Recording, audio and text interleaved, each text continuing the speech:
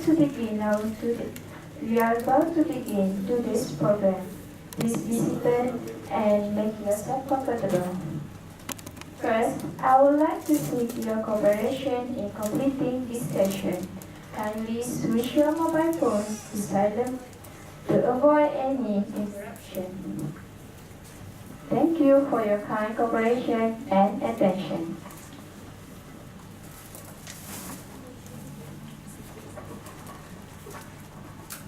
Bismillahirrahmanirrahim. Assalamualaikum warahmatullahi wabarakatuh, and a very good morning to our esteemed speaker, Assistant Professor Dr. Amilah binti Awang Abdul Rahman, the head of Usuluddin Cooperative Religion Department. Dr. Amran Muhammad, Chief Executive of Islamic and Strategic Studies Institute, our honorable lecturer, and our respected guests. I am Siti Amira binti Mama Arif, and it is my pleasure to be the MC for today. Before we begin our seminar, let us recite Surah Al-Fatihah to invoke the blessings of Allah, and may Allah grant us with His mercy and rewards. Al-Fatihah.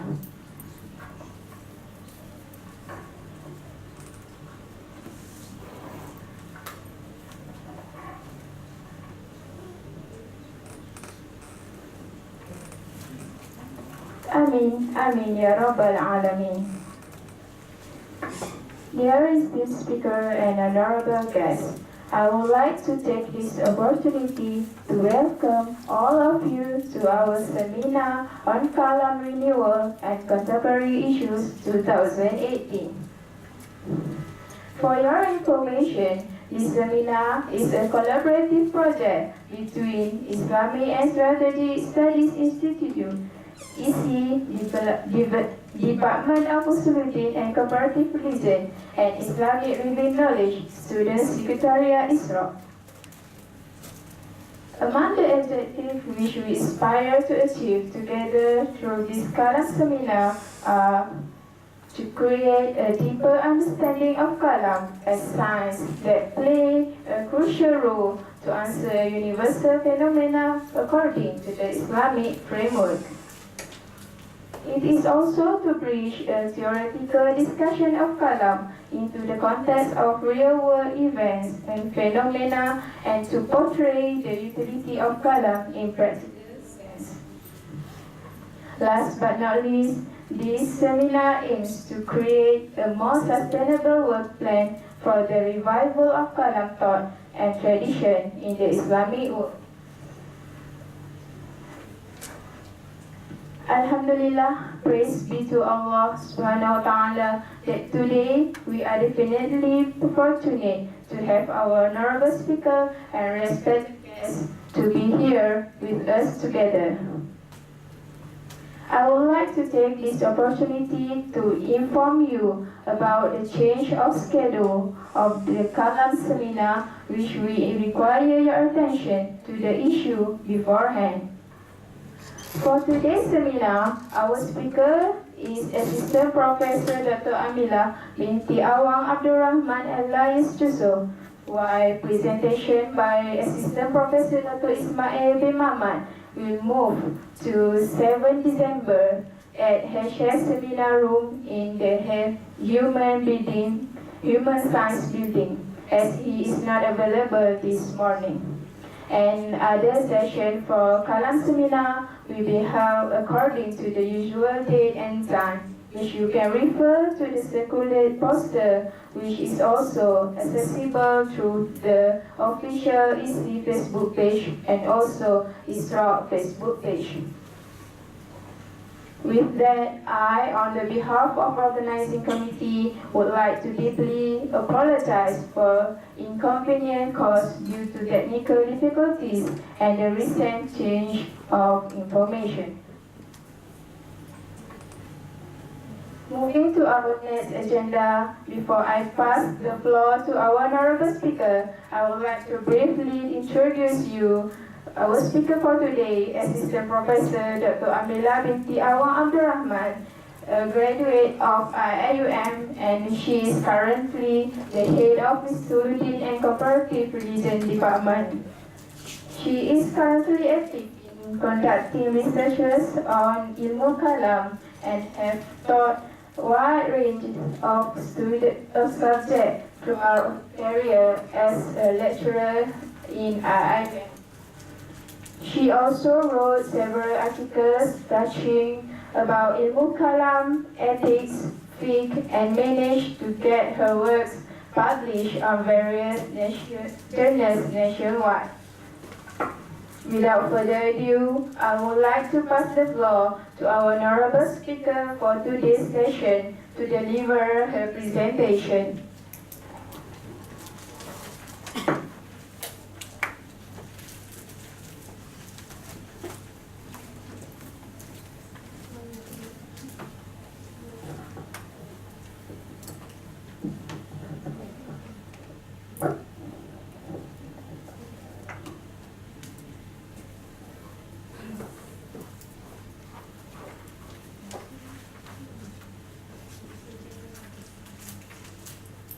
Bismillahirrahmanirrahim. Alhamdulillahirabbil alamin wassalatu wassalamu ala asyrafil anbiya'i wal mursalin wa ala alihi wa sahbihi ajma'in, amma ba'd.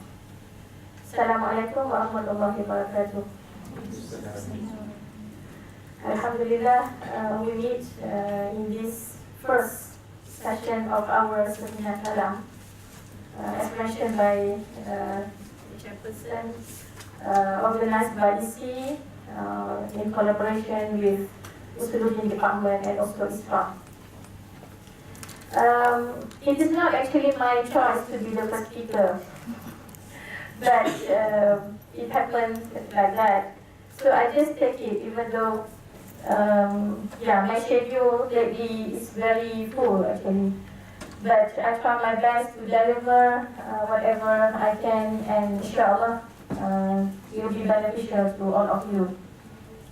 So actually the topic also given and suggested by the committee members, so I don't have problem to deliver the topic, even though it seems to be always going to the Mu'tazilah Kalam, in which it is an area that I would say that the last thing that I would like to speak these days, especially looking into the situation of the Muslim context, especially in Malaysia. I can see that the understanding of Mu'tazilism or Mu'tazilahs are still in a very raw nature and need a lot of enlightening. So that's why I hope in my speech or my lecture today that I can enlighten you something about the Mu'tazilahs, and especially pertaining to their contribution, not only to the Ash'arite Kalam, but also Kalam in general, and also the society at large. So basically, I would say that my topic maybe can be recalled into how irrelevant are the Mu'tazilahs. Because at the first impression, Mu'tazilahs are labeled as rationalists, as liberalists and whatnot. But we are trying, to revisit and to rethink of the position of the Mu'tazilahs. So I believe this is my contribution as an academician, since we need to share whatever observations based on our reading and research. Even though I know that you may be become unpopular, or maybe some of you can say, oh, she is actually can be labeled as a Mu'tazilite. But this is indeed the role of academician. Either we like it or not, we have to share whatever we found in our research. And I have to note here that presenting Mu'tazilats as what they were is actually important, and at the same time not to put aside Ash'ariyah. We have to remember that Ash'arites have been fully successful in being the mainstream of Islam, mainly on the Islamic theology, especially when we talk about Malaysia context. We know that other than Ash'ariyah, there are Maturidi, who are also considered to be the mainstream of the Islamic Kalam. But at the same time, it is also unethical, okay, to let the name of people who we consider as they were our ancestors and actually predecessors to the Kalam. As we all know that the Mu'tazilites actually are the first school of Kalam. It's just that whenever you don't like a person, do you think that it is wise to talk negatively 100% about them? Especially when we bring it into the current context. Whereas if we have this, then we don't learn from them. And we know that there are some complicated and complex and subtle things happen in the study of history, especially when we know that the real source is not available today. Okay, that is actually the preliminary before the introduction. Which is I find it very important for me to state these things before I begin, so that you have a kind of objective perception towards me. Okay. As an introduction, I wrote here that the Mu'tazilats have been understood by misleading understandings from the slogans such as the created Quran, the denial of God's attributes, the denial of visioning of God in the hereafter, and others, not only as negating revelation but also deviant groups. So I'm not denying about the concept of the created Quran and also about their discourse on God's attributes, but I would say that the slogans and the phrase used here can bring a kind of misunderstanding about the real intention of them in the early development of Islam. There have been actually a kind of revisiting studies on the role of Mu'tazilites, and in the modern studies actually, they are even known to be the pietists and also institutionalist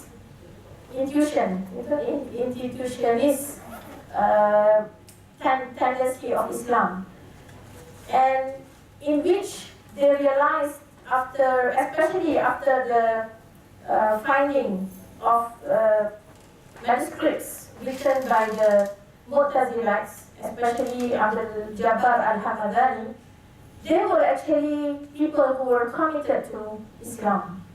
And that is why I bring here to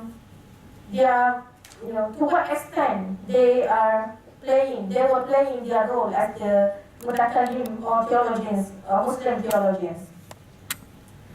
So this is basically the introduction. The current presentation between the Mu'tazila and Ash'ariyah is totally antagonistic.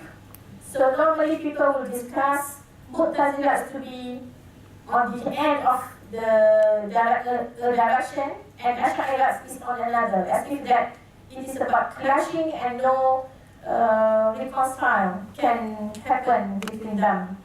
So from there also, as if that Ash'ariyah actually emerged independently and without a kind of continuing from what Mu'tazilites were doing.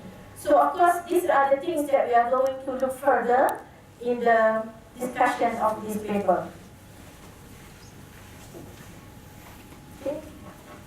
Next. So generally, we know that the current presentation of Kalam We know that Kalam is a very precious field of study, and now becoming popular, even though it is not among the Muslims, but even the Orientalists and the Western are taking argumentation in the Kalam to be popularized, such as we know that cosmological argument and etc. So this is among the latest book that I took in the Kalam. This is in the Cambridge Companion to Classical Islamic Theology. I believe it is published in 2015. Tim Winter, in his introduction, mentioned that the current Western scholarship cannot, with perfect honesty, present anything like a complete synthetic history of Muslim intellectuality, or even a definitive list of the major thinkers. Indeed, up to the present day, the history of Kalam after the 13th century largely remains terra incognita. So what can we infer from this paragraph? Here is mentioning about the kind of sincere admission. They admit that Kalam, if it is developed in the hands of the Western, who are foraying to the real understanding of Islamic theology, then we cannot totally rely on them. But at the same time, if we look into the references of Kalam in the hands of the Muslims, then you can see it is actually a very raw materials, and is not able to be brought to the modern audience as a solution to the real problems of the Muslims.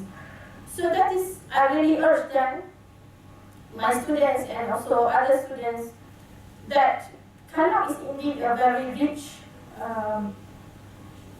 field that needs to be further studied and further scrutinized to see the fruits, so that we can benefit them in this modern context.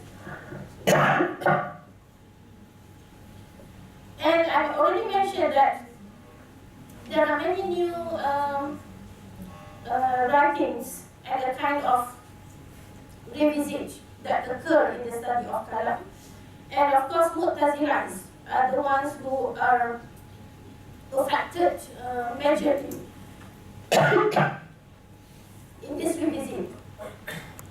So among others, it is about the, as I mentioned, is about the finding of this Al-Muni fi Abwab al-Tawhid wal-Adl, Abdul Jabbar al-Hamadani. So this paper actually consists of two parts. The first part is to scrutinize the real meaning and identity of the Mu'tazilites, which is vital before understanding its effects on Ash'arites and later Kalam in general. The second part of the paper is to see how far the Ash'arites were different and contradict to the Mu'tazilites, or the extent of influence of the Mu'tazilites to the Ash'arites' views. So of course, having a balanced understanding will bring good not only to the history of Kalam in general, but also strengthening the mainstream of Islam. I believe this kind of balanced understanding of the history of Kalam will not actually disturb and shaken the position of the Ash'ari and Maturidi, but on the other hand, it can further strengthen their position by understanding actually where is the place of this agreement that occurred between Mu'tazilites and the Ash'ari. So I begin the discussion about the problems or intricacies in studying history of the early development. We know that in history, in the philosophy of history, generally we know that maintaining the raw evidence and proof are mandatory, so that further analysis can be made from the first-hand information. That is why we can see the artifacts. In the archive Negara, you can find tapes on interviews, people. So these are considered to be the raw information. Then, unfortunately, in studying the early development of Islamic thought, such report is not available. So, majorly we can see this from the report of others until some of the manuscripts are found. And for your information, after the manuscripts were found, the Orientalists were very active in doing the study, and in fact many of them got professors and emeritus professors and honorary professors out of studying the Kalam by giving the new picture of the early development of Kalam. Even though as Muslims we may have some reservation, but some of them I can see there is a kind of transparency that happened in their views. So we cannot understand a philosophical theory until we understand the problem to which it is intended to be a solution. So this is something very important for us. We have to look what were the contexts of the time. We have always tried to understand and being empathic, because they were actually our predecessors. They were our ancestors.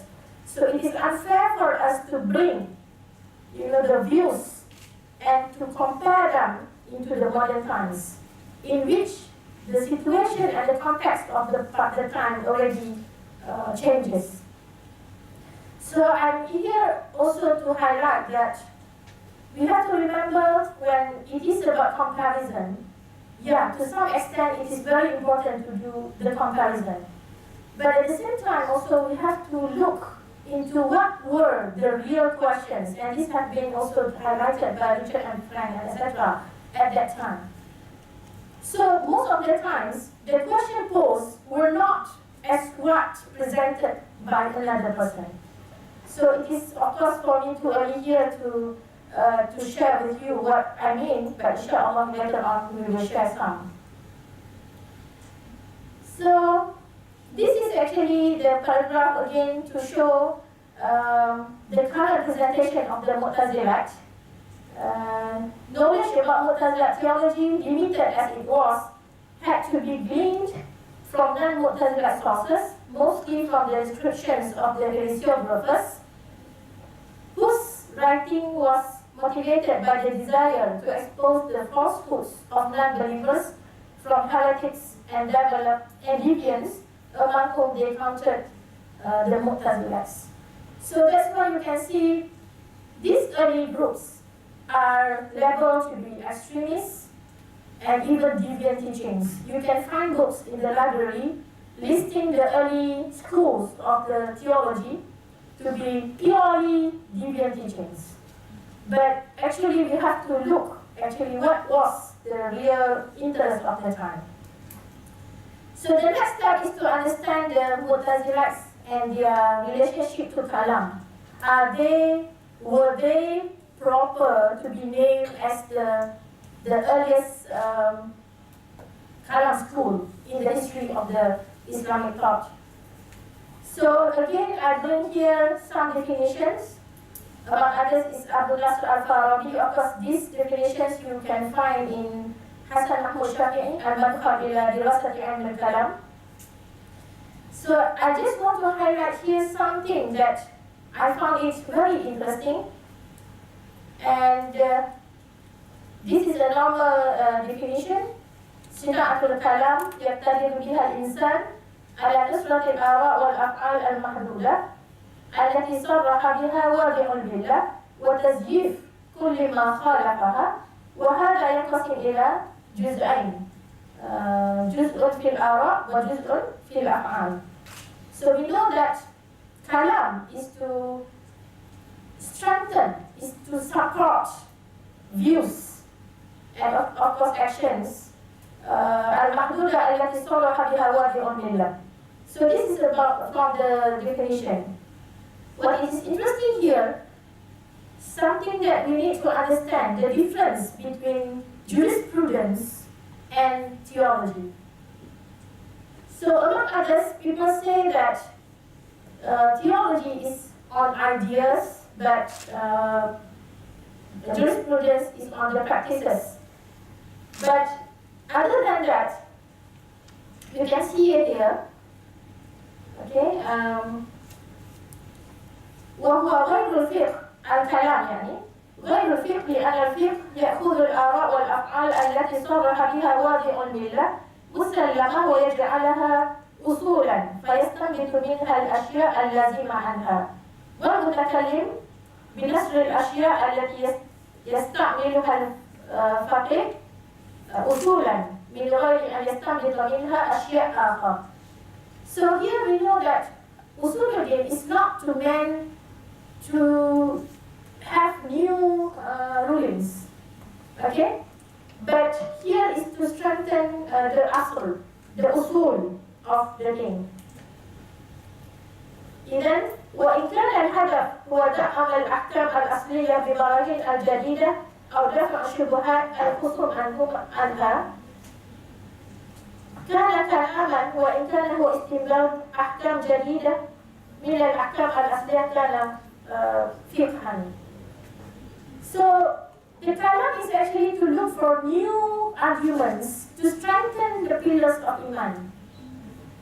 But fiqh is to look for new answers to new situations. But usul is something that is permanent, but things can be new in pertaining to developing arguments to maintain that the sound faith. So this is something very important for us to understand. And then, other than that, I also bring the definition of Al-Din al-Iji, this very famous one. Ilmun kalam is ilmun yaqtadi ma'ahu ala itbari al-aqaid ad-diniyya bi-irad al-hujjaj wa dafa' al-shubha. So this is a very famous understanding that usuluddin or kalam is to affirm and confirm the religious doctrine and also to refute the confusions.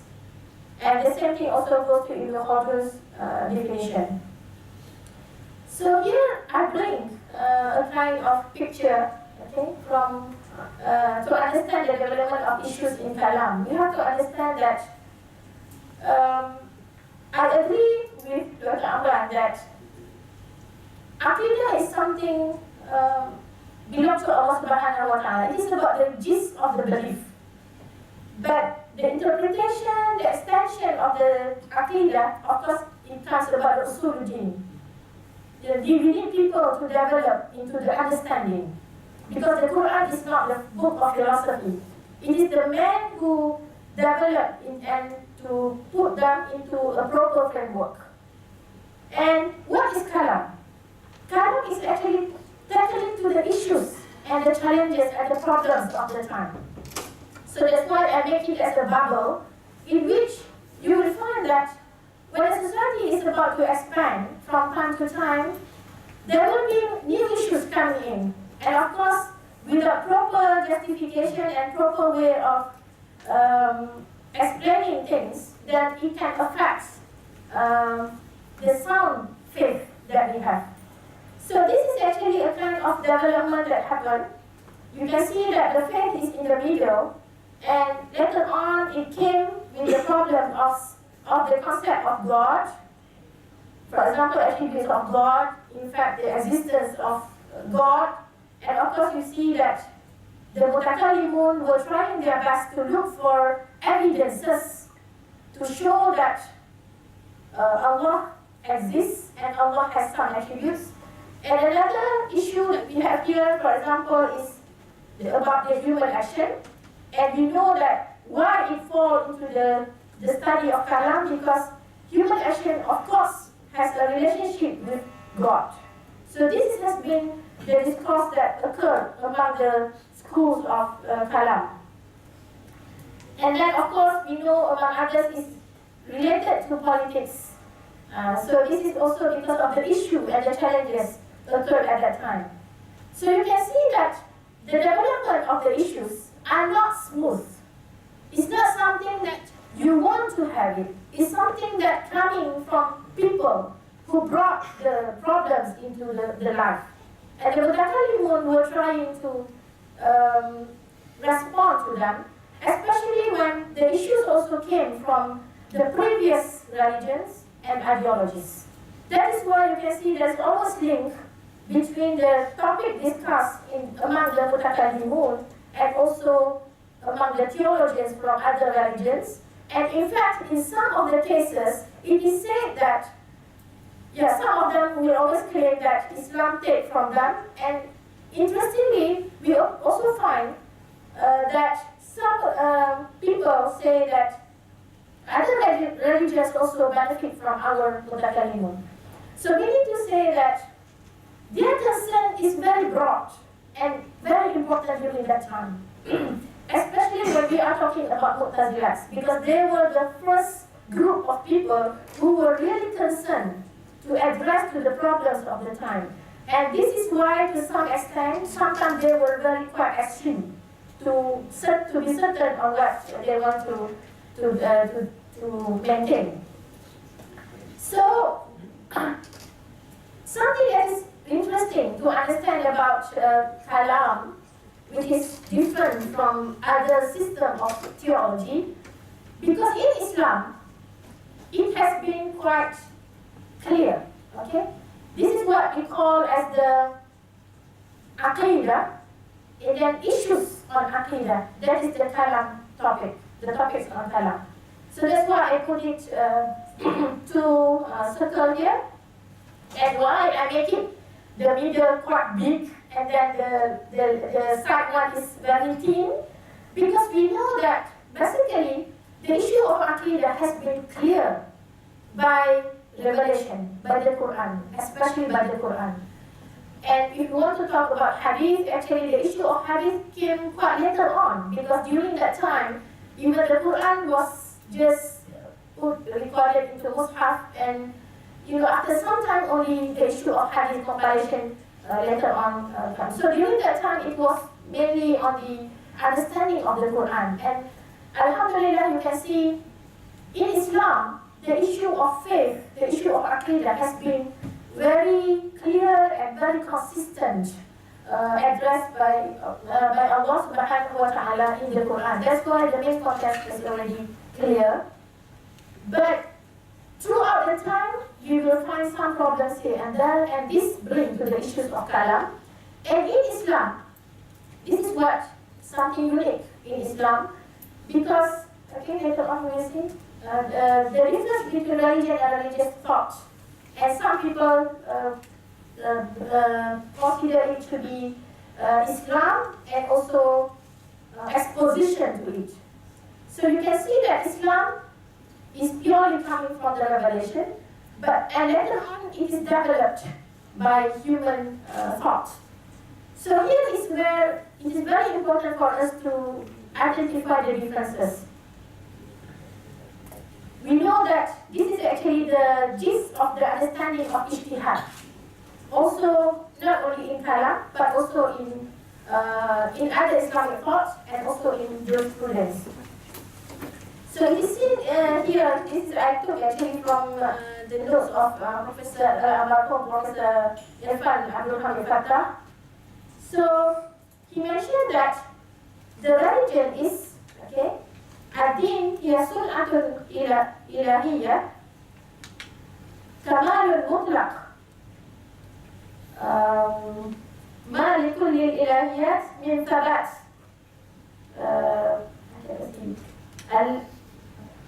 الحق الذي لا تبديل لكلمته وصرامة الصدق الذي لا يأتيه الباطل من بين يديه ولا من خلفه. So this is about the clear message of the Quran. So it's about believing in the hereafter, what happened in the hereafter, believing in Allah subhanahu wa ta'ala. And you have to remember, in the Quran also is about Asma'ul Husna. And this is all about understanding of the attributes of Allah subhanahu wa ta'ala in a direct sense.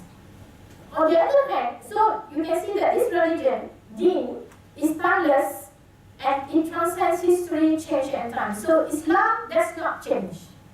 The Aqidah does not change. That is the Aqidah from the beginning until the end, until the hereafter.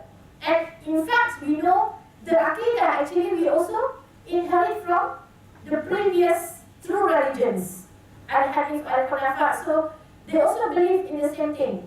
Unfortunately, they later on deviated from the correct teaching. What makes us different from the previous deen is only about the practices of the Sharia. That it occurs some changes in the Sharia. But in the Aqidah, it is no. And then after the religion, we have the religious thought. Al-Fikru Dini, ففي كل صوره ومذاهبه يتحكم فيه ما في طبيعة الإنسان من قيود وحدود وقابلية للتغيير والتحول واضطراب أو ابتعاد عن الحق والكمال. So this is the nature of human thought. Human thought is a form of ijtihad. So you can see that actually the reason why the first generations of Muslims were becoming very creative, very innovative, of course in the positive sense, in the science, in the technology, is because of it is mentioned not only by me, by some writers, is because the worldview of Islam or the Aqidah of Islam has been made very clearly. From that, they can step on to look further, and their main aim is to look for Sunnatullah. That's why they explore to the art space, even to the biology, to the physics, and etc., out of their confidence of what is in the Sunnatullah. This is coming from the clear deen and the spirit of looking for answers. And they don't say that my answers is the truth. So this is the open ijtihad, and then this is the open secret that Allah subhanahu wa ta'ala is giving us in this life. Especially when we are talking about Aqidah issue, is actually the most important thing in philosophy of life. That's why you can see Kalam is very much related to the philosophy because it is about bringing the answers to our life. So this is something that is very important, and this coming to the room where any ijtihad will have certain weaknesses because it is actually about attempts to answer to certain particular problem and certain particular context and challenges of time. Okay, so I also want to come here with the concept of vision and revelation. We know that the issue of vision and revelation in Islam has been a complex issue and no one solution to that. The scholars are trying to enlighten us about the relation between vision and revelation. This actually carries not about the weakness of Islam, but this really carries the strength of Islam. Because Islam is the only religion that can bring together human experience and human needs. You can see, because I'm also teaching Islamic social institution, etc., you will find that whatever Islam has decided for us is actually the best for us to continue with our experience. So in our experience, we develop more into our worldview. So this is basically the relationship between vision and revelation. So in Islam, all Muslims believe that we have the Quran. So this is actually for me to highlight because I am of the opinion that the Mu'tazilahs are not the liberalists as what people nowadays understand it to be. I also have my argument on that, but not in here maybe. Okay? So when we look into the Mutakallimun, okay, they will actually, of course, in the reason I mentioned just now about the place of human experience in addressing issues in Kalam. The meaningfulness and validity of the Quran as a paradigm had therefore to be first understood and set forth, which was given in human presence, as it was coherent and intelligible within the paradigmatic framework of the revelation. So this is something interesting with the Quran. Even though it is not organized in a certain manner to let the people, the Muslims, to understand in a very smooth way, but the ideas on Aqidah, on human life, on worldview is very consistent and understandable. That's why we know the Quran is not only for the people who are experts, but Islam also can be understood by Al-Awang. But of course there are issues and there are problems that need to be solved by people who are experts, and one of the area of expertise is about the Aqidah issue. So that's why we consider that Mutakallimun were doing their job, trying to scrutinize and trying to further understand and bring the solution to the society. And discourses on Ilmul Kalam were the earliest discourses in the history of Islam. A lot of things were not yet established, and people of the time were first exposed to the spirit of disagreement. So you can see that actually, if we look into the spirit of disagreement that occurred in the early development of Islam, not limited to the Mu'tazilas, actually it carries very rich lessons to deal with disagreements. You can see that, to the extent the Muslims involved in the bloodshed happening, etc., basically there were no. Of course, this is a lesson for us, but it is a lot that we can understand about the disagreement that occurred. There are important things, there are less important things, there is the kind of differences of opinions, there is the kind of diplomacy, and etc. can be better dealt with if we understand the spirit of. It is not the spirit of disagreement. It is not about you to be disagree all the times, but you are free to voice your opinion when a problem occurs in front of you, and how to deal with these disagreements. So, of course, I always mention in my class that during that time, you have to remember, even pertaining to the word kalam itself, you will find that in many of the cases, even the dialogue is not taken face to face. Did not happen face to face.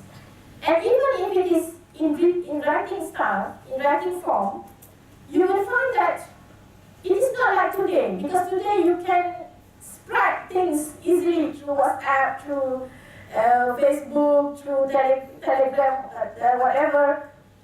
But during that time, in order for you to have one hadith, for example, we learned from the compilation of hadith, you need to travel for a long time, being on a camel, and etc., and only you can get that. So this is also the spirit that we must understand, the spirit of this agreement of the time. Because I really understand that our time now is actually to move on, to be united, and not to anymore involved in this spirit of negative disagreements. And then we have to understand that the ideas were about development. It is vital to understand the chronological of the development and also successions of schools. People can say that Ash'ari is a new school. Okay? Then we have Maturidi. And before that we have the Mu'tazila. And before that we have the Qadariyah, the Jabariyah. I personally believe that this is the result of the development that happened from time to time. So of course they began with some immature and imbalanced ideas, and later on it became better schools and etc. And another thing is to understand again for me to highlight that the conflict between the Ash'ari and the Mu'tazilats will not happen, as I mentioned, face to face. Okay? The Ash'ari came very later compared to the earlier Mu'tazilats. To understand the question posed, most of the times were to answer to the challenges based on what is confirmed in Islamic faith, based on logic interpretation developed by the learner. So this is actually, I want to say that this is related to what I mentioned just now. When there was a kind of challenge, and then based on the spirit of being a Muslim, for example, we know one of the principles that have been continuously upheld by the Kalam is about the issue of Tawheed. So we know that, for example, Mu'tazilah were also, the first thing also is to maintain that Tawheed. So you see that Tawheed is something confirmed. But in order for you to support the Tawheed, of course you need to develop certain arguments. And here is they produce a kind of views on certain things and a kind of what we call it as some ijtihad here. So this is what I say based on logical interpretation developed by the theologians. The theologians were the people who developed the arguments, including theories and views, and in which later on we understand this to be the doctrines of the schools itself. But we have to remember, before the doctrines, there were objectives and there were principles that they want to uphold and to affirm, especially the things are very, very important in the Islamic faith. Then it is for us, in order for us to understand this, we have to minimize the Firaq style of understanding. The Firaq style is more on the selective, looking for differences, not on the agreement, and sometimes to exaggerate some problems. So this is the thing that I mentioned just now about what happened actually.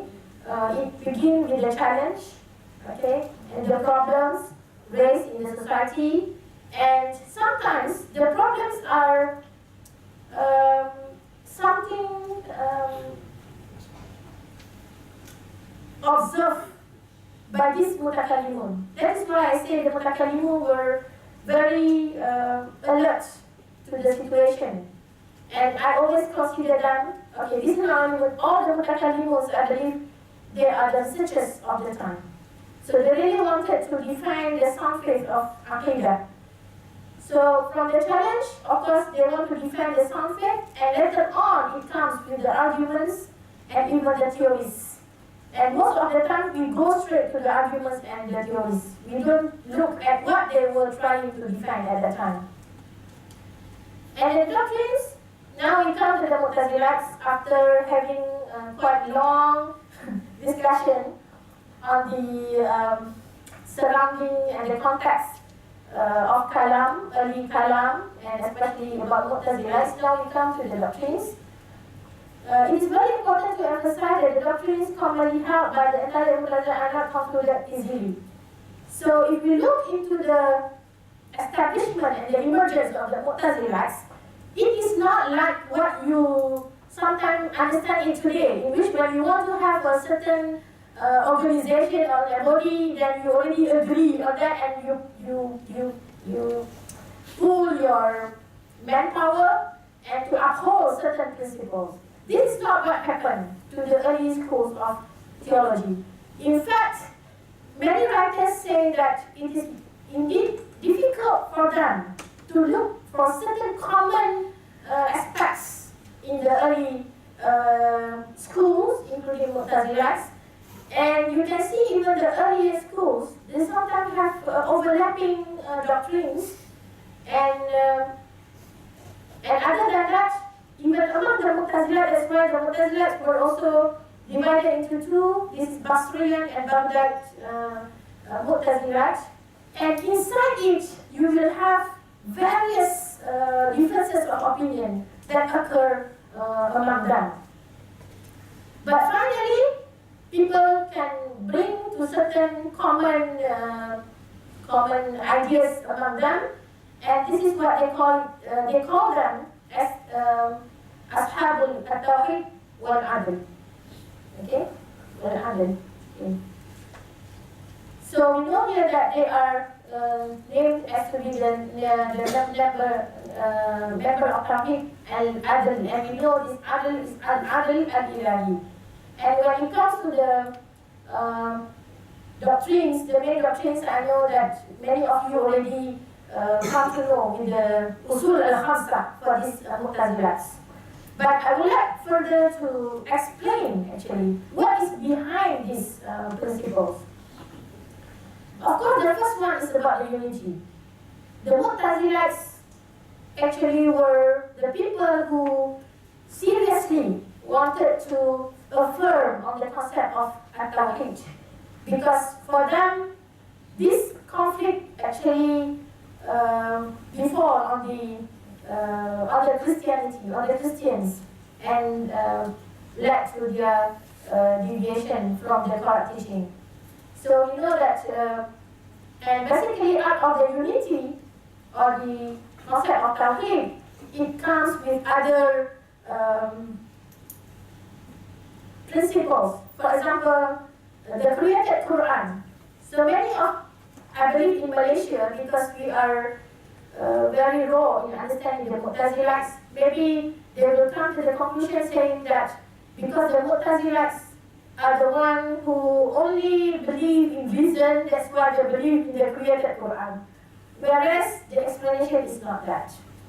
The created Quran is actually coming from their strict holding to the concept of unity of God, the Tawheed. Because if they understand, in their point of view, if Al-Quran is considered to be uncreated, whereas it involves about recitation, about sound, about writing, so this really can affect the concept of Wahyu and Allah Subhanahu wa Ta'ala. And other than that, also is about what they call it as the denial of attributes, the nufatus sifat. People who are negating about the attributes of God is again understood by many people pertaining that they are trying to belittle Allah Subhanahu wa Ta'ala, which is wrong. Again, you have to understand the discourse of attributes of God actually is a very special kind of discussion in the Kalam discourse. That is why you will find even the philosophers also come to this denial, because they do not want to further discuss about the existence of the attributes of God, because in their understanding this can affect, this can tarnish the concept of At-Tawheed again. The same thing goes to the denial of the vision of God in the hereafter. It's not because they are not committed Muslim, but for them, if we imagine that Allah can be seen in the hereafter, then this can again bring to the idea that Allah Subhanahu wa Ta'ala is something that you take place and you can see in the hereafter. So this is what I mentioned, that they were strict in this. And also others, including their attitude towards the anthropomorphic verses, again because they wanted to be free from any kind of imagination that Allah Subhanahu wa Ta'ala has part of body like the creator. That's why they straight away come to the takwil of the ayat mutashabihat. So here everything comes under the concept of Tawheed. Okay? And then, so they also believe in the attributes, but not the attributes of Ma'ani. They believe in the God to be powerful, knowing, okay, this is Qadir, Alim, and then Murid, Hayyun, but not the Qudrah. Because the discourse on the Qudrah will lead to another discussion, and they are afraid that this brings to a kind of distinct entity from the essence of God, and of course this leads to affect negatively on the concept of Tawheed. This is what they view it. And also pertaining to the concept of Qadim.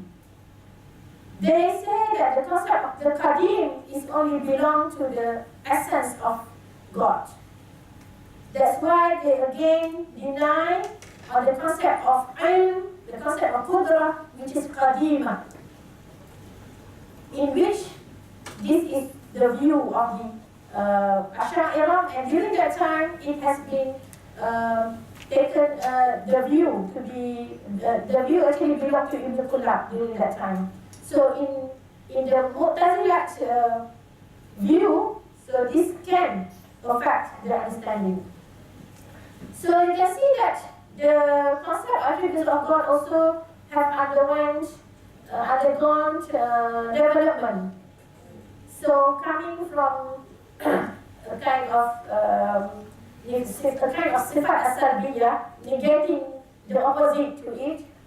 It came, for example, in the hands of Muhammad with the concept of ma'na, in which he tried to understand the different aspects of the attributes, and later on came with Abu Hashim in his concept of al-ahwal. So that is only the first principle that the Mu'tazilah has. The second is about justice of God, in which al-adl al-ilahi. So this is where the Mu'tazilah received a lot of attacks, where as if they were imposing something to God, in which Allah subhanahu wa ta'ala must be just in dealing with good and bad person. A good person must be rewarded in a good sense, of course, the heaven, and then the bad one will be rewarded in the hell. So Mu'tazilahs were very strong in emphasizing on this, to the extent they are seen to impose things on Allah subhanahu wa ta'ala. And then it came with the al-wa'du wal-wa'id. So this is actually related to the al-adl al-ilahi, in which Allah subhanahu wa ta'ala needs to fulfill his promise to the human beings. And then al-manzila bain al-manzilatayn, some people consider it to be not consistent position of the Mu'tazilah, but actually this is not. The Mu'tazilahs were trying, actually, they were becoming the middle school during that time between Khawarij and Murji'ah. The Khawarij said that the Murtakabul Kabira, the great sinner, will be expelled, is not anymore a Muslim. This is the Khawarij view. And of course, not being a Muslim, of course, they will end in the hell. On the other hand, we have the Murji'ah. The Murji'ahs were postponing the real answer to the hereafter. It is up to Allah subhanahu wa ta'ala to decide the great sinner, and either he will be punished or not, and even to be considered to be, in other status. So the Mu'tazilah actually came to the middle by the meaning of this manzila bain al-manzilatayn. The person actually is not yet a kafir, but the status actually will make him to be permanent in the hell with a lighter punishment than the kuffar. So here is about showing that the Mu'tazilah were very committed Muslims. They wanted to show that Muslims who involved with great sinner will be, will have a very harsh punishment in the hereafter. And the last one is the al-amru bil ma'ruf wa nahy anil munkar. This is actually after they consider that every person already understands about Islam, that there is no other way than having al-amru bil ma'ruf wa nahy anil munkar, and they were very, strong in this. So from here again, it shows that they were also committed Muslims. And this is the reason why, maybe it was part of the reasons why I say that this is not like liberal what people understand it nowadays. So this is the thing that I bring the question, still to understand the role of Mu'tazilahs. Okay, were the Mu'tazilah rationalists or liberalists? one of the issues is that we have to understand that the rationality, rationalism, liberal and liberalism have been terms that introduced by the West. So, of course, this is about believing in reason without revelation. And the same thing goes to the liberalism, in which everything is open without any limit, and every people can have any view. So this is the liberalism. So we look into three aspects here. So the first one is attitude of the Mu'tazilah towards the doctrine of faith. So we will see that they were actually trying their best to affirm the doctrine of faith, but of course with different explanation and different detail with what the Ash'ariyah had later on. Second is attitude of the Mu'tazilah towards practices of Islam, and I can confirm based on the even al-wa'du wal-wa'id and also al-amr bil ma'ruf and manzilah bayna al-manzilatayn, they were actually very committed to practice Islam. And I can also the thing is that the understanding of the Quran is quite different. When we say that they are making use of the reason, can you imagine, for example, if not mistaken, Nazam did not even accept qiyas. So this is to show that they were to some extent quite literal in understanding the revelation.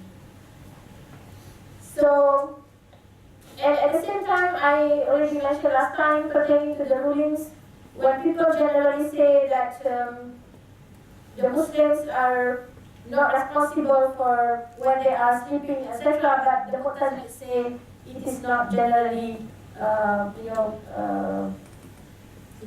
cancelled, but this is only by situation. So we need to say they are very committed in understanding the Sharia. Then, okay, now we come to what I can say. What I can say, something that I found it occurred in the Mu'tazilites, and at the same time it is continued by the Ash'ariyah and also the other schools of Kalam later on. The first one is about the method of Kalam and the place of reason, of course with some differences. The first one is, you can see there, promoting reasoning and philosophical sophistication in religious issues, with certain and proper limit.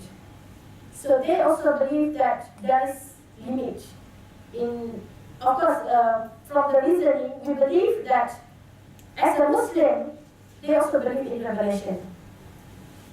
And another thing to mention here, because the complexity of the relationship between reason and revelation, if you look into the modern thinkers nowadays, there are also people who now say that it actually reason comes first before revelation, but we need to look into what they mean.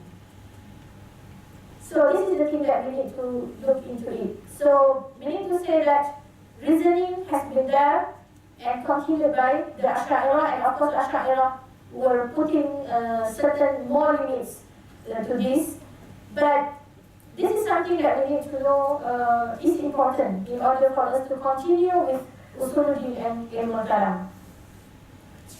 Okay? Then second, when we go to the God and the attributes, the first issue is about dealing with the anthropomorphic verses.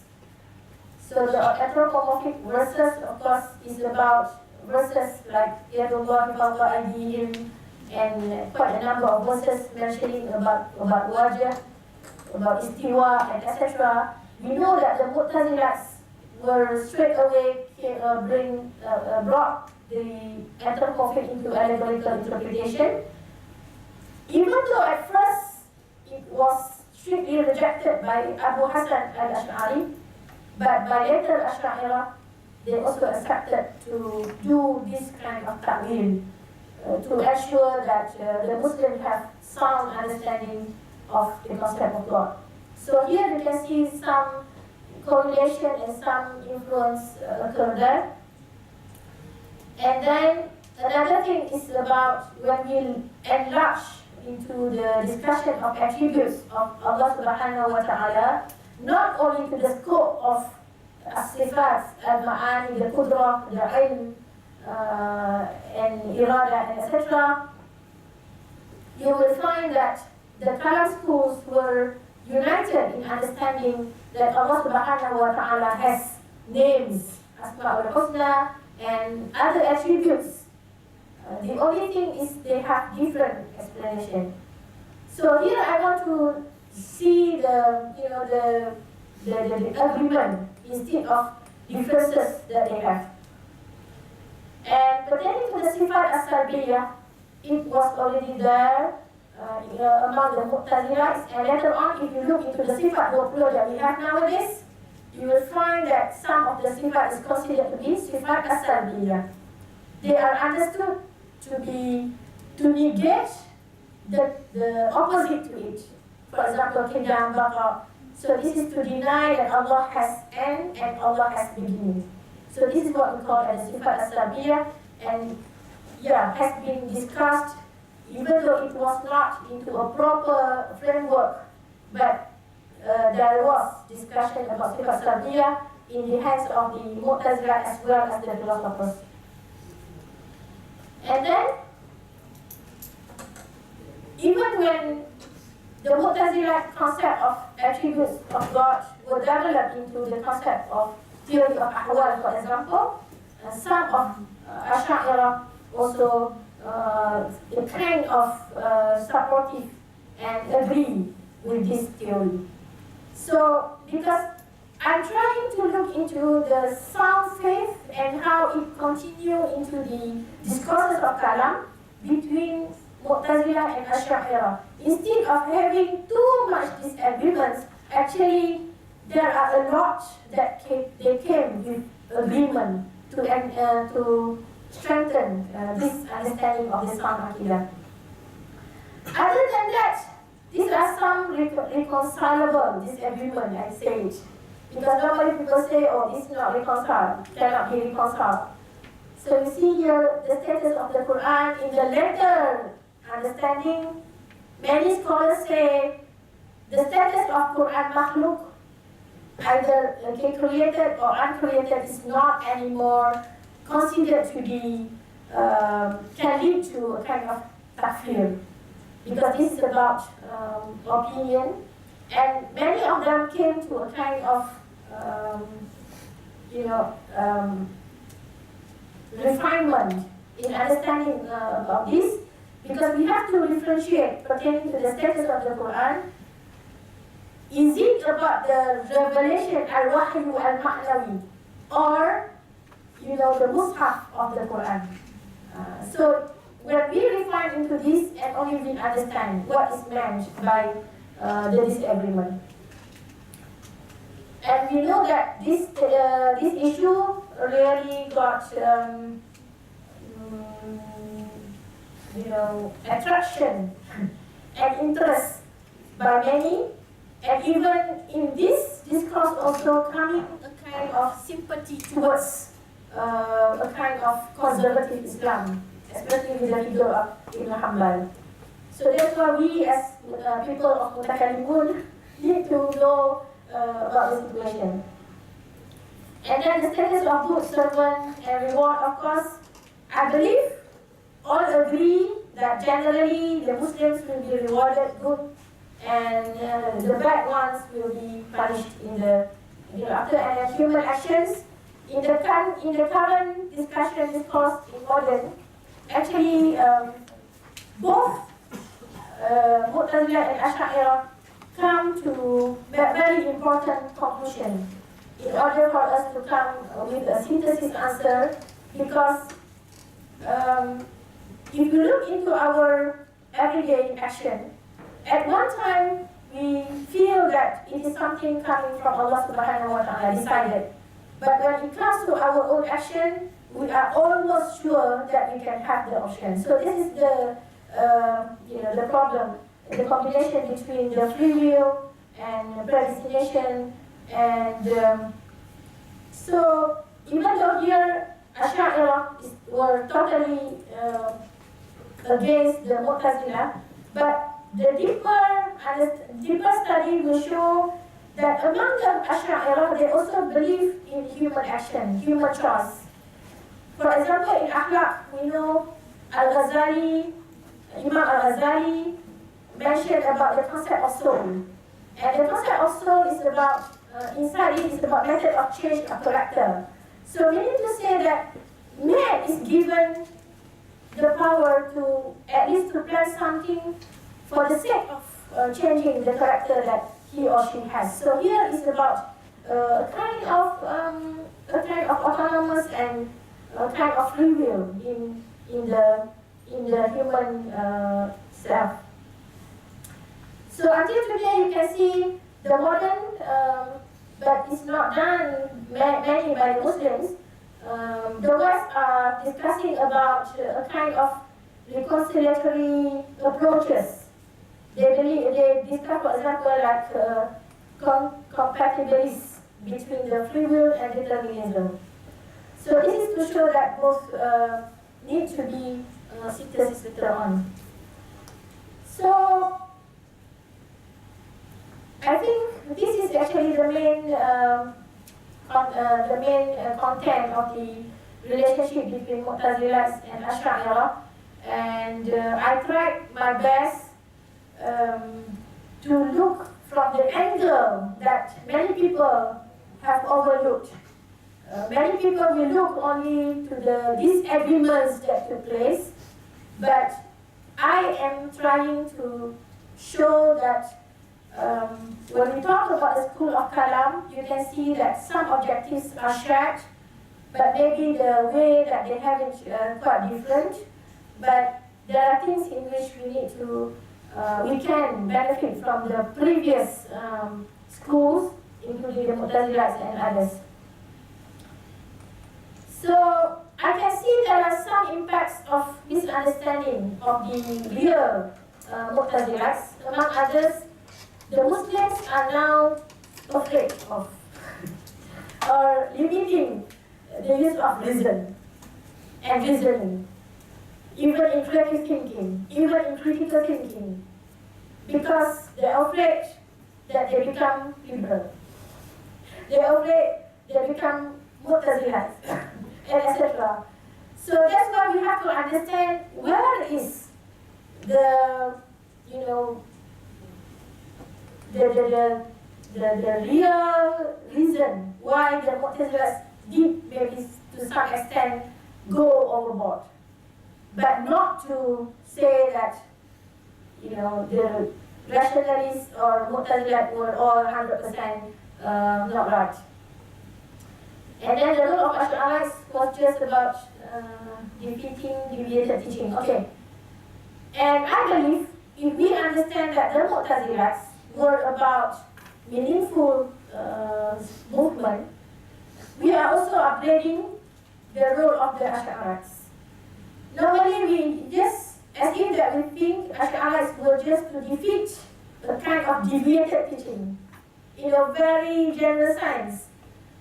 But later on we'll find that what they were involving actually is related to very rich and valuable discourses in Kalam, and very rich by nature, which lead to the understanding of the importance of Kalam. And then this is, okay, I just bring my view here about the book on Islam. Because for me, we are not supposedly to be over-defensive, defending one school out of another by highlighting always the differences without having a kind of objective and even just treatment to those people, because we have to remember they are also part of ourselves. We have to remember studying history, okay, is very important because it is about the dignity and part of our own identity. If we are not clear with the history of these agreements of Islamic thought in the earliest time of Islam, then we will have a kind of people who try to forget what happened in the past, whereas what happened was actually very rich and very valuable.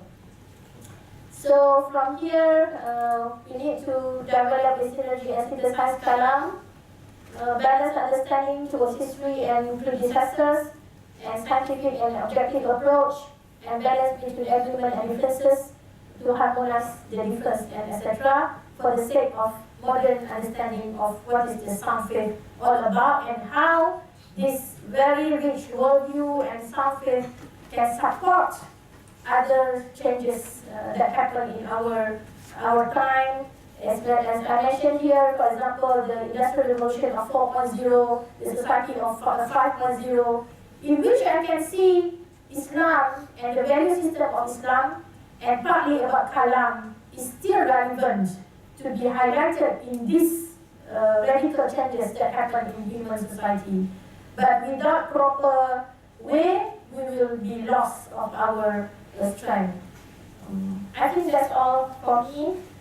So I would like to apologize if anything. So I would like to open the floor to the discussions and any comments, etc.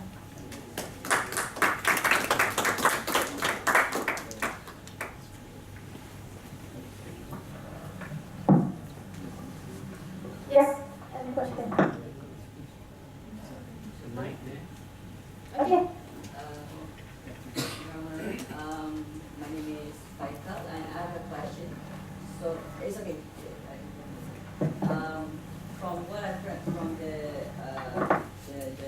argument between Mu'tazila and Ash'ira, I would like to touch upon I would like to further clarification with regards to the issue that both the Ash'ira and the Mu'tazila have been debating for quite a long time, which is the issue of causality, which I do believe that Mu'tazila was also among the first in the tradition, in the Kalam tradition, to actually propose or to actually agree on the law of causality. Okay. So I would like to ask, how do Mu'tazila understand causality in terms of causality, but yet attribute or propose the idea of free will, where human have full responsibility over himself, and how the Ash'ira actually engage with Mu'tazila with regards to this matter, because the Ash'ira from the Western perspective was deemed as the Islamic occasionalists, although there are certain modern scholars who actually reviewed this occasionalism term to Ash'ira due to the fact that Al-Ghazali didn't refuse causality totally, but actually refuted the idea of certain causality. So will you clarify more on that? Okay, I try my best because based on also my maybe limited reading, but it's a very good question. It's a very important question because this causality actually involves many aspects, many fields, and many disciplines of knowledge, coming from physics, chemistry, sciences, and also finally it's about ethics. Okay. So this is actually what I need to mention, that I read several articles which I found it fruitful, even though it is from the hand of the Orientalists, first by Richard M. Frank, who discussed about the need to look for what is the exact question posed at the time. So he mentioned that when we jumble up, okay, when we talk about causality between aspects of nature and aspects of human action. So he said that the Mutakalimun, including the Mu'tazilites, had never wanted to deny of the absolute power of Allah subhanahu wa ta'ala when it comes to the nature. Okay?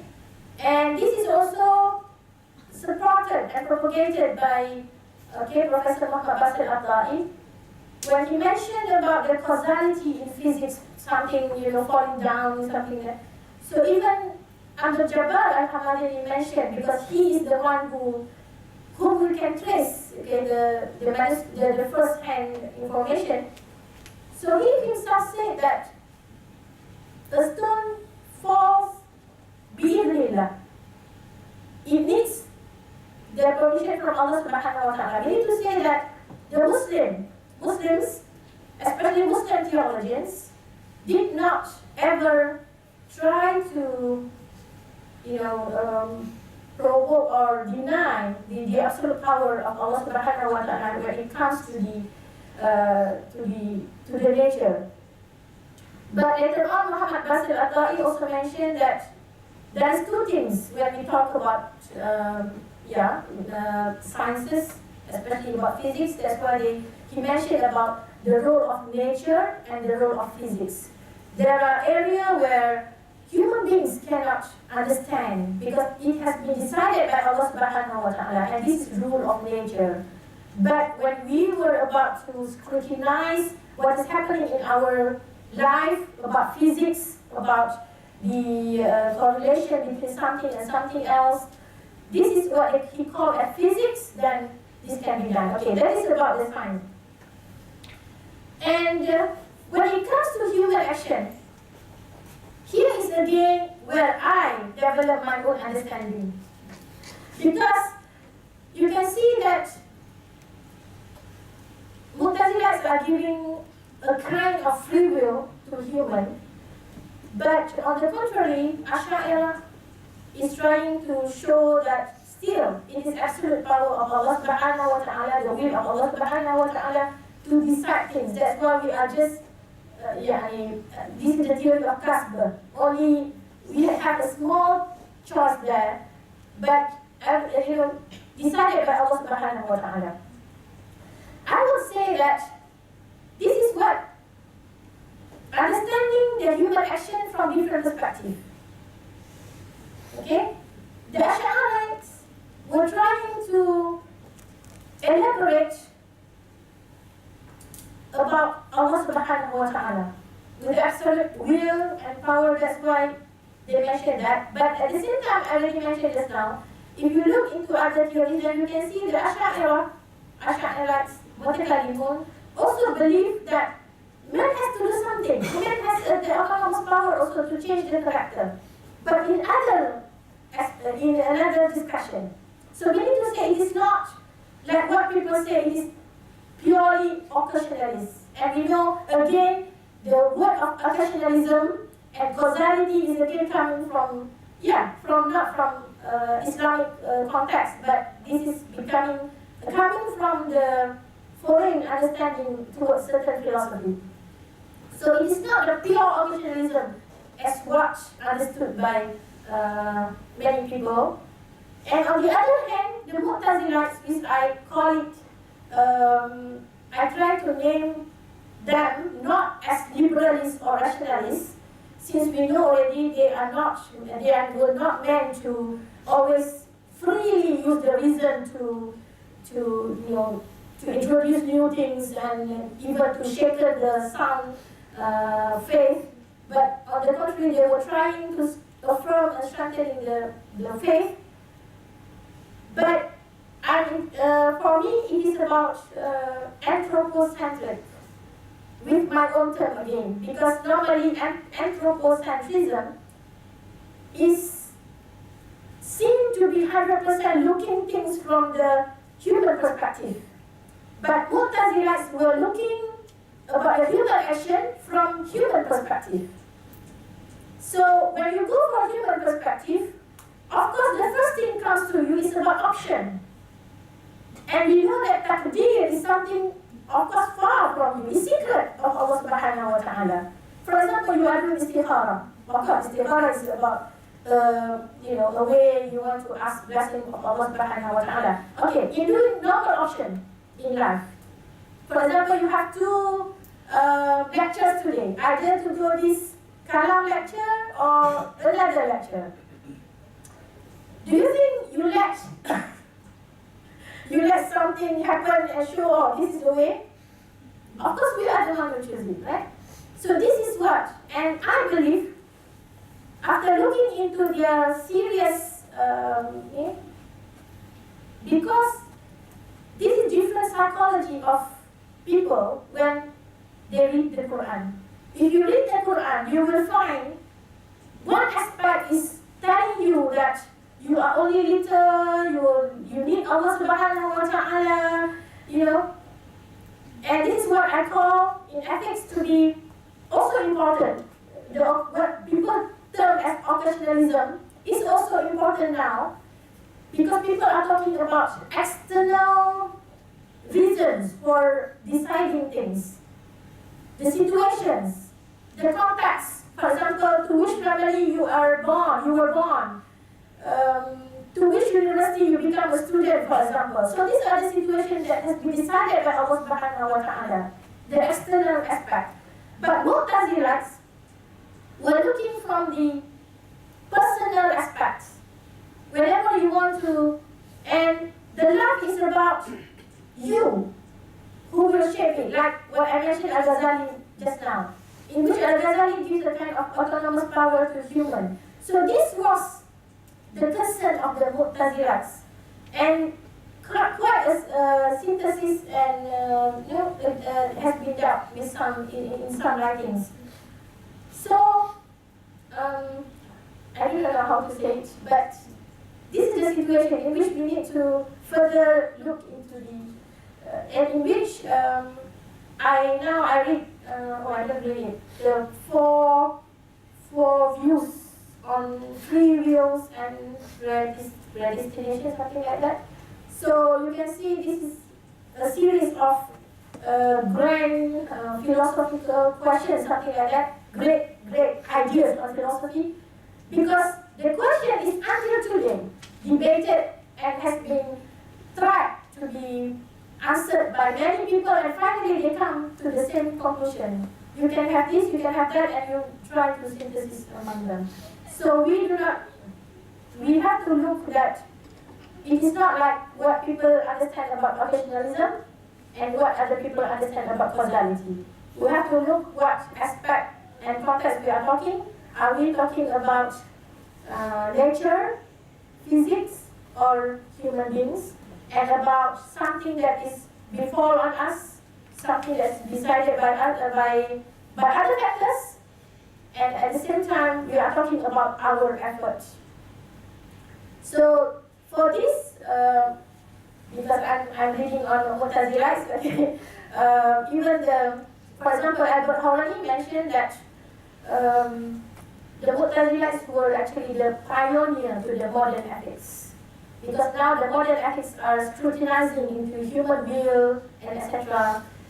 So this is maybe the strength of that view. At the same time, Ash'ariyah has their own strength, with the understanding also that they do not deny of the role of human effort, but for them it is more important for them to strengthen the understanding of Allah subhanahu wa ta'ala as an absolute creator and not as limited power. Maybe that may be understood from the Mu'tazilat way of presenting the idea. So maybe the things. Okay. Thank you, Dr. Amilah, for very interesting discussion. It's very important now for us. Yeah. What I think sometimes we just go to the specific issue on the discussion, like causality, occasionalism. That's why we lose the big picture. What I think important for us to study the tradition. Yeah. In Islam, there are at least 3 major intellectual traditions. Yeah. Kalam, Falsafah, and Tasawwuf, for example. So you must go into this tradition properly before you try to accuse anybody with anything. Because I noticed now from Paikar question, actually the the Orientalists or the Muslims sometimes lump together Mu'tazilah and philosopher. Yes. That's the problem. Mu'tazilah are not philosopher. So usually the Mu'tazilah, the same, Kalam basically didn't accept causality. All Kalam didn't accept what we call wajib, necessary causality. So for the Kalam and the Mu'tazilah or the Ashairah, we don't believe any cause will be wajib to happen. That depends on God will. But for the philosopher, they said must. That's why only philosophers believe in causality. But not in modern science, we don't believe in causality. Even Hume very early reject causality. So nowadays when people like IIUM, Farooq Musa said the Ashairah don't believe causality, that's why Islam declined in science. Modern science also not didn't believe causality. We believe kind of probable causality, like mungkin. Yeah? So this is a major understanding of Islam. So to accuse that Muslim decline because of Ashairah, this is not right. That's why I think we have to look into the proper tradition. That's why we try to do here. The young Muslim, like you all must know the tradition. Now what Amilah said is very important because we want to bring the analytic tradition in the Muslim society, the Nazariyah component. What we are missing now in Muslim society, the Nazariyah component, the analytic tradition. And you shouldn't lump philosophy and Kalam or put Mu'tazilah together with philosopher. They are different kind of thought. Basically, Mu'tazilah are more, can be reproached with Ashairah a lot. Of course, philosopher has certain way of looking at things, but to blame the Ashairah and to put Mu'tazilah together with philosophy is wrong thing. And also, as Amilah said, to put Mu'tazilah as rationalist and liberalist also wrong thing. We know now. And when people say they are new Mu'tazilis, nowadays, they actually are not Mu'tazilah. They are pure liberal or rational, in modern sense. So we must be very careful. Some people say, I want to be a new Mu'tazilah because I want to use rational. But Mu'tazilah are very pious people. Yeah?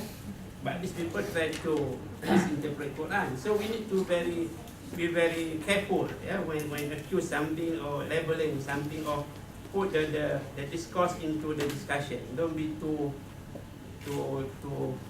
easy to put into conclusion. Yeah, that's the thing. Okay, if I were to add also, when I mentioned about I'm again being empathic to Mu'tazilah because I try to understand and I become why I mentioned anthropocentric, because if you look into the kind of motivation nowadays, I always mention this in class also. In Malaysia we say, Malaysia boleh something. So this is actually the idea that the Muslim wanted to him. It is not to say that it will confirm happen, but they want to have a kind of objective and, something that you must put that you can do it, even though we do not know yet it will happen or not. Only we can put our effort. So this is, that's why I say it's anthropocentric. They look into purely human perspective while doing things in their life.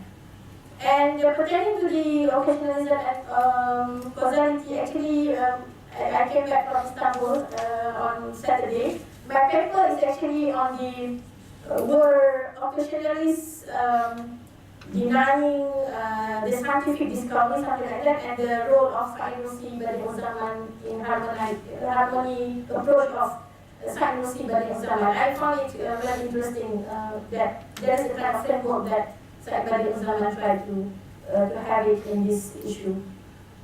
So also there's a kind of introduction about what is occasionalism, etc. Okay. Okay, that's okay. Yeah, thank you very much. This is a wonderful presentation that we have brought us back to the early stage of the development of the Kalam. And as you mentioned, the problems that were raised and how they depended. Now when you look at the reality so what we are supposed to do today is like we have to know the past and we have to build something new that will not reflect exactly the past. So we have to be different from the past. Because if you are going to repeat the same problem again and again, then perhaps there is no development. So what we need today, because I believe that without referring to the past, we'll not be able to improve ourselves and to have a better approach. Now we look at these three schools of thought that were developed at any stage. Like if you say that Kalam, like Dr. Rahman just mentioned now, is different from Mu'tazili, as well as Mu'tazili is different from Falsafa. Because when you look at the Falasifa, they are out completely. When you look at the way how they defended certain issues. Whereas at Mutakalim, I can say that Mutakalim is in line with what we are supposed to do. Because when you look at the Mutakalim, is looking at defending certain problems or solving certain problems by using the rational approach, but bearing in mind the revelation approach as well. So they're not going out from, but when you look at, like they say 1 + 1 will be 2, then you argue on that basis. Without, disconnecting himself or herself from the revelation. But maybe if we look at the Mu'tazila, I can say they were in between these two groups. Because they were not, Mu'tazila, let's say, they were not like the Mutakallimun. They did not maintain that strong relationship with the revelation. So this is my humble understanding. So today, we have to know the past. So how can we move forward? Like, to make it simple for the young generation, especially the young scholars, when we look at our time, every time we talk about the past, it seems like today we are not doing anything. So we have to do something that is related to our time and to prove that yes, we are better than others. And when you look at the way how even in Kalam, how it is interpreted by the West, they have a different approach compared to the Muslim scholars. But I can say that within this period of time, maybe let's say 200 years, we have not been engaged in this discipline. We have forgotten who we were, and that is the reason why we are in this situation. And I do believe that, what Dr. Amilah is trying to do here, it is to make this practical. So when I look at the Muslims, how they interpret Islam today, it is not based on how we should interpret according, as we mentioned, the Iman should be there, but it is overlapped by the culture and tradition, the traditional approach. We look at Islam from our cultural perspective and from our custom, according to our customs and traditions, and we don't have the proper understanding about Islam. And another thing, it is like we are very confused. We doubt in many things, so we don't have very strong, or maybe confidence, if I say that. Maybe we have less confidence. So we'd like to know why this is happening. It is because we have forgotten who we were. So it is like we are the champions, but now we are just the followers. So we want to establish, if we say, a new approach today that will help us to come up from this situation. Okay, before that I have a question to you. Yeah, Have you ever read at least Al-Muli about the Tawhid wal-Adl? Yeah, frankly speaking.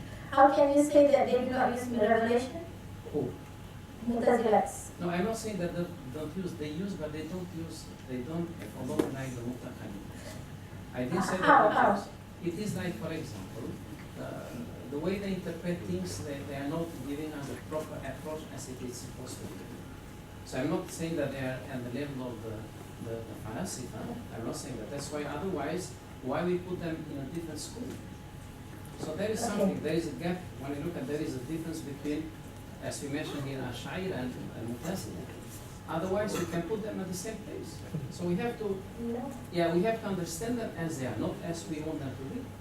But when I mentioned that they did not, when I mentioned to you that they are not very close to revelation as the Mutakallims are, because but not at the same level. In there, I think one Okay, no problem. I think we have to set the thing clear. Both Mu'tazila and Shafie I are think Mutakallimun. if you see the Mu'tazilats will not. but they are not at the same level. If you say that they are, If you are talking about mainstream now, yes, they are not same level because Ash'ari were able to bring more synthesis approach to it. But you have to remember that later on we also have monthly. I'm not saying for the coming practice, we are talking about intellectual understanding about the past. No, I think the tradition are clear with Falasifa, Kalam, and Tasawwuf. Mutazilah we put under Kalam. That is it. We are only different. We have Mutazilah, Syairah. That is it. But I think Mutazilah is also in under Kalam scope. I think we couldn't be. We couldn't Actually, I have justice an article no, my on point is important. revelation, the place of revelation in Mutazilah. Yeah, I think we cannot do justice to I the agree. tradition. I agree because perhaps I didn't miss when I say Mu'tazili, but I didn't mean that They are Mu'tazili Mutakallimun. are from the Ilm Kalam. I didn't mean that. But when I say Mu'tazili, because the term that is given to the Mu'tazila itself. And we have Mutakallim that they are not, why they are not called Mu'tazila, but they are called at that. I think you better read your own Professor Irfan's book. Yeah, I know, but there is, this is how, according to my understanding, when I look at these books, I have. That's why I mentioned that about the two circles. It's very clear because in what sense you say that Mu'tazila is against the revelation? I didn't say that against, but the way they interpret the family. This is my concept. But the Tamil already mentioned some of the handicap sound old. But Because they look too much and I believe the earlier generations, especially, I really look hard at these efforts of Mutakallimun, no matter from any school, because they took their opportunity and room to answer and to have certain standpoint, and I believe they already understand the Quran. But it's a matter of how they want to emphasize any aspect of the Quran. That is what I can see. Even Jabariyah and Qadariyah, even Professor Irfan said, because it comes from two different aspects of the Quran. But it becomes imbalanced when I'm only looking from my side and you only looking into your side. How much they were antagonistic during that time, Wallahu a'lam. Because I can see the role play was much on the politics. When the political part, the government took any, and then they become powerful. Other than that, Maybe, but if you say that, I didn't bring them out from the circle. That's what I I realized. said the way they interpret it, so I can they'll be see the same in the the sense. way Mu'tazilah interpret revelation from the ethical perspective is not from the Sharia perspective. The ethical perspective looking into the Quranic verses as a very general instruction. You are looking into the whole understanding of action, not specific one. So that's why we need to have akal. And in fact, when they talk about akal, because akal is the one who will link between the revelation even to the mu'jizah and the prophet. Without understanding this, and then how can we believe in the revelation? So that's why they believe. So we need to say reason in their understanding again coming to the revelation. It's not like what people nowadays believe, reason to be free. And you can introduce anything to the Islam. They were very strict on that. That's why they have all these. Yeah, I don't doubt that they're the family. I don't doubt in that. But I didn't put them in that level. When I said. So you want to just skip, I said we don't put them in the same. So you are saying the Kalam begin with Ash'ari straight away? No, I'm not saying with that because the Mu'tazila were those who at the early stage. But when you look I at think that we shouldn't be twice with Mutazila. First of all, they are history already now. yeah, that's what I'm saying. Yeah. So But we should have intellectually to they Yeah, have we to. don't have to. Yeah. because we must. I think we must appreciate tradition. There's a kind of growth in tradition. Yeah. Even though Tamil admit there's some handicap in the Mutazila understanding. I think that we also agree. But to deny Mutazila role, I think it's not fair. This is our role now to bring back the tradition. That's what I said. We must make sure the tradition are clear. Kalam is different from Falasifa, for example. But within Kalam, of course, there's a difference. Even within the Ashairah, there are also differences. The early Ashairah and the later Ashairah. I think this is very important for us at the beginning. We must look into the similarity within the tradition first, yeah, and build from that similarity. And same thing are all the past, And we have to create a new thing. Don't make too much And only we can have a judgment strong, in the past. strong I think that's the way Yeah, to go. this is what I'm trying to do. So you don't have to, now if you are going to, now those who are claiming to be Mu'tazili today, they are not the real Mu'tazili. Yeah, they are pseudo Mu'tazila. But maybe they want to just to get attraction from the Yeah. This is the only thing. But we have to know the past. But today we have to be something that will respond to our time. This is Of my course, concern. that is another issue. So I'm not saying that the Mu'tazila were wrong 100%. I'm not saying that. No, even Asyairah has had a lot of correction to do. Yeah, even now, even Asyairah need to, this is your role, to improve Asyairah, to kind of improve the presentation, to create a new argument. Yeah, this is our role. But we need the tradition. Yeah, we shouldn't be too bogged down with the label. I'm Asyairah, you're Mu'tazila. Yeah, this is I'm Yeah, against this. yeah. This should not be the way. But we need to build the tradition. We try to bring together akal and nakal. I think this is the major characteristic of Kalam, which is different from Falsafah. Falsafah don't really care about revelation. They put at the background. But for the Kalam, in front of us, there is a revelation, there is a akal, and how you work together, how you try to reconcile. So it's very difficult. And there are other traditions who don't care about akal. They just talk about revelation. Is another issue. So I think this is the common point for us. We must work together first to build the tradition that try to reconcile between akal and nakal. This is the character of Especially on level of ethics nowadays, people are in need of a real. I believe we are very potential in having a very comprehensive framework of concept of ethics. Because now in the West, they have big epistemological problem. They only, Yes. for example, either they use Descartes, which is very rationalist, or they use Hume, very skeptic, or they use Locke, which is very empirical. So they have either rationalism, or skepticism, or empiricism. They don't have revelation. But in Islam, we have this thing. So we have all the empiricism, rationalism, and we also have revelation. So I see the chance for us to bring back the tradition of Kalam, but not try to kind of to dig the issue with Mu'tazila, Asyairah, Maturidi. I think this is not the way to go. But this is good. I mean, we have to know what Amilah. Other question to the Fadilah from the student? Please. You all should ask. You like the discussion? Any comment? I also can give any comment. Important. Or would you like to have more clarification?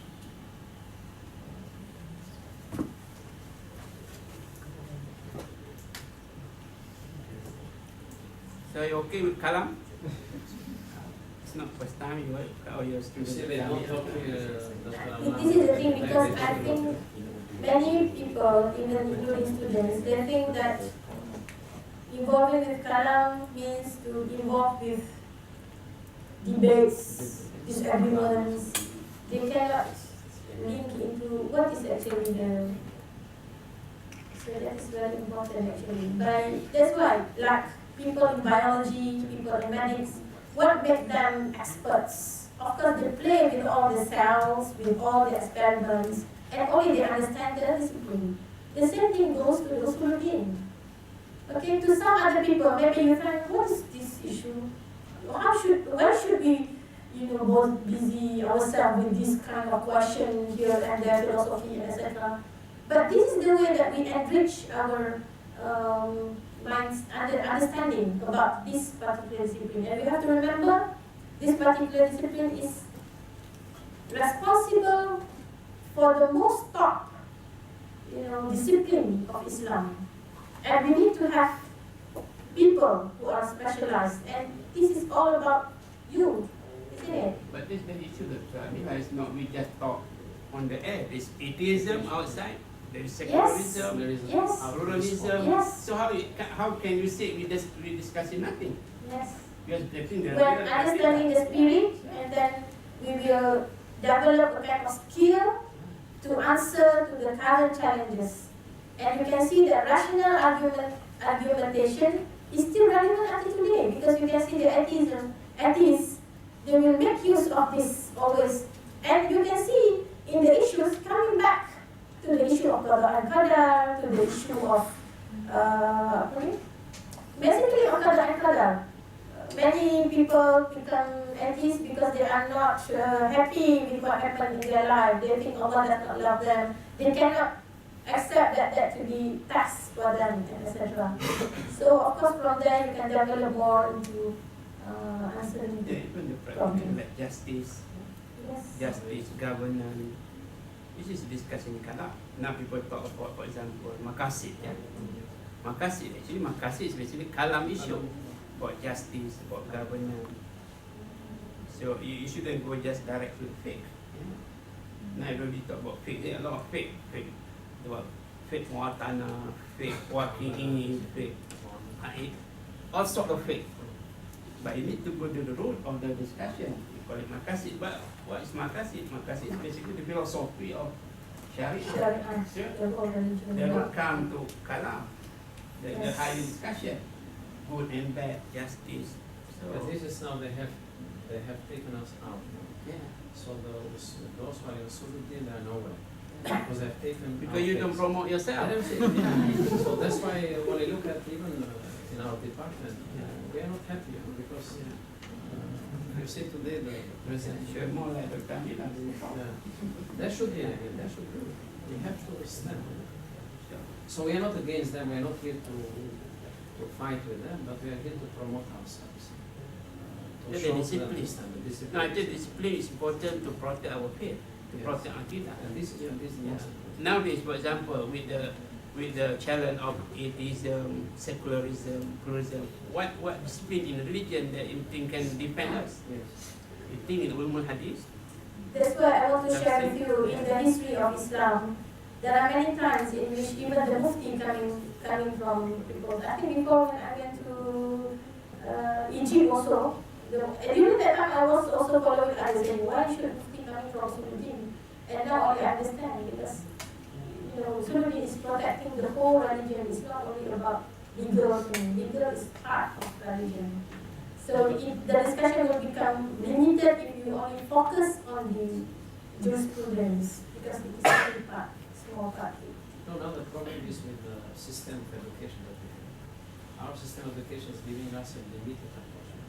When you look at the past, they were instructed here, so they were able to come all these approaches. But we are not being apologetic here. So we have to be very practical and realistic. So we have to stand up and promote ourselves. And this is, as you may well look at the Quran, what will give the Quran and Sunnah, they look at the structure, they're not going to go into Aqidah issues. So when you look at the usul, it's very fundamental. So you have to be proud of who you are. You don't have to think that I finished my studies, I don't have, now if you show your real position, then you can, There's a lot that you can prove to Muslims that this is the real religion. The And truth. today, And can answer is when I look at today, our position is worse than what has been. Because we have many problems. Many problems. Them, as you mentioned, they didn't have technology, we have technology. So attacking us every time. You open the Facebook, many problems are there. How to respond? They didn't have, like you mentioned, they were not like this.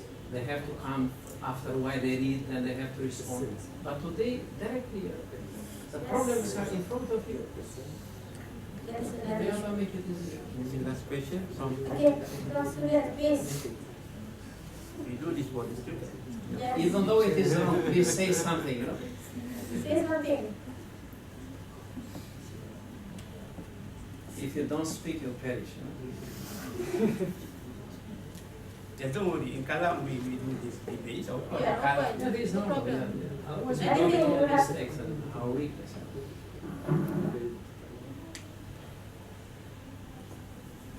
Yes. Actually in our society we are pushing for actually the dominance. We have tendency to push dominance for certain school. Like in our society here in Southeast Asia, if we are learning Aqidah, especially in the masjid where we learn the specific kitab, and then there is strong push for the dominance of the Ash'ariyah, and then we can see the content actually somehow condemning the Mu'tazilah. But for us actually to answer the current challenges to the religion, such as the issue of bioethics, and then the ethics of the governance. For example, the very crucial role is how actually Muslim governance we deal with the financial institution, which is strongly not very ethical, like creation of money out of thin air. Actually, that's what we need to answer, we need to respond. But because in our society, we try to push for the certain domain of a certain school, is it a kind of, we have limited sources for us to actually counter the current issue? Because if we're talking about the tradition of Islam, especially in Kalam, we have many different schools.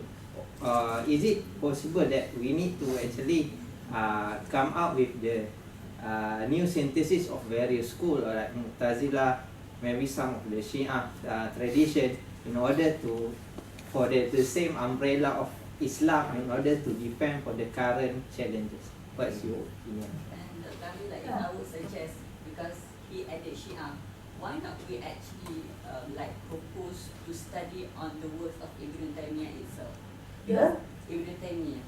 Because Ibn Taymiyyah wrote Dar al-Ta'aruf, and I can see that I've gone through the works of Ibn Taymiyyah. For example, like Ibn Taymiyyah, we can take him as a counter narrative for the Ash'ariyah and the Maturidiyah, and as well the Shia, because he wrote the Minhaj al-Sunnah, and it actually explains the relevance of prophethood. And in Al-Jawab al-Sahih, he actually criticized the Christians' belief. And why not we use all of this as part of the synthesizing project for Kalam?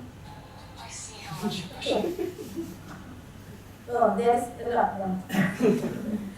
So, first pertaining to that's why if you remember my last slide is I mentioned the book on Islam. Because it's not my intention here to bring back, okay, whenever people talk bad about Mu'tazilah, then you have to, but at least you as people, learned people who have opportunity here to understand more about our traditions, in which there are a lot that we can value from them instead of just condemning. Then I believe later on the will spread. Especially, I think I mentioned also, this is quite a new, this is in the 20th century at least, because the manuscript was found in 1950 something and then was edited by 1970 plus, 70s. So that's why we need to revisit our own. But for the public, we cannot say. For the stars, we cannot say. So, but hopefully, because for the Awang, it's important for us just to tell them what is our Ash'ariyah thing, so that they can practice Islam and Aqidah in a calm, peace of mind. But you have to remember, sometimes this is something that I don't agree. When people always mention according to Ahl Sunnah wal Jama'ah, whereas Aqidah is basically quite agreed by many schools. Sometimes we are over, saying that, oh, well, it is our madhab, everything good is in our madhab only. So that makes Islam again break up into many schools. But I'm here talking about Mu'tazilah, but I have some reservation of Shiites, because Mu'tazilah is not anymore here. So it's for me less complicated, because in Shiites we have to differentiate between, this is my own observation, between Shiites as a school of thought or Shiites as the kind of propaganda. So this is what we are facing now. When people try to promote Shia, even though the context does not allow, so this is of course not suitable, for example, in Malaysia. This is my own. But studying about Shia objectively, judge in a just manner, then it is, of course, it is our, that's why it must be done by those people who know about about Islamic thought, about the basis of what is the difference between here and there, and when you mentioned about Ibn Taymiyyah, so we have also to understand where Ibn Taymiyyah came, to which inclination that he is from. We are not saying that we deny his philosophy, because I believe Ibn Taymiyyah was very rich in his own philosophy, even though maybe he is not inclined to the Kalam things, but he had something and the way of thinking that he had. But later on developed differently maybe to the followers and becoming quite extreme. So this is the things that we do not accept. But having Ibn Taymiyyah as a thinker and any other person as a thinker, there is no problem of us to study them and to understand about their thoughts. Then when we talk about new issues about what is current, like you mentioned about Islamic banking thing, you mentioned about bioethics, you mentioned about something else, three things. Good governance. Good governance. I believe this is already something quite popular. But we need to be more proactive than that, rather than to just focus on the several things that, because at some point you will find that there is always being disagreement. For example, Islamic banking, coming the philosophy of this one first, or giving welfare to people first, giving option first, practically, and etc. So there is always disagreement. But that's why I mentioned about Industrial Revolution 4.0, maybe related to bioethics, because yesterday also our professor, our deputy director also mentioned some of the main areas that they need the Islamic input is about bioethics.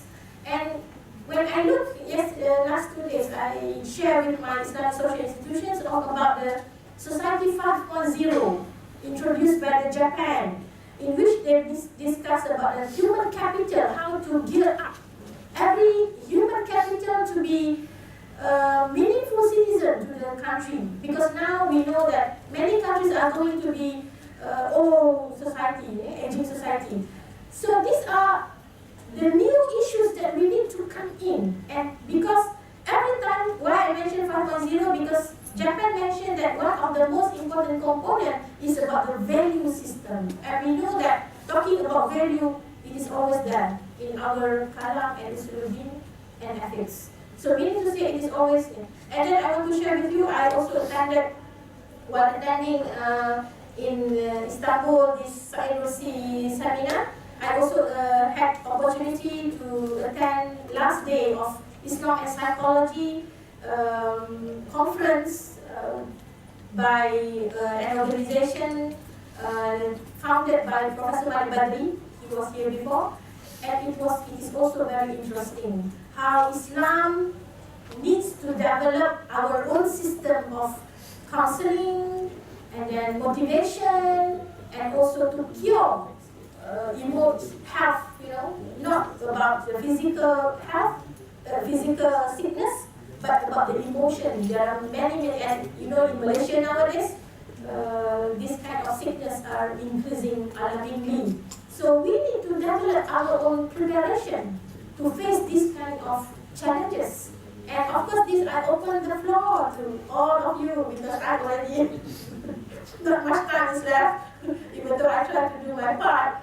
But it is up to you now to develop from this, revelation of the Usuluddin, Kalam, and because it is about psychology. If you talk about psychology, we go back to the Al-Ghazali's theory, etc., and how we want to develop into the modern era. This time to solve problems and solve problems. Yes. Any other question that I did not address? Okay. Thank you very much. Okay. My apology if there is any shortcoming. Assalamualaikum warahmatullahi wabarakatuh. Since we are out of time, so I now close the Q&A session. And to conclude today's session, I would like to extend an utmost appreciation to Dr. Amilah for her pleasant presentation just now.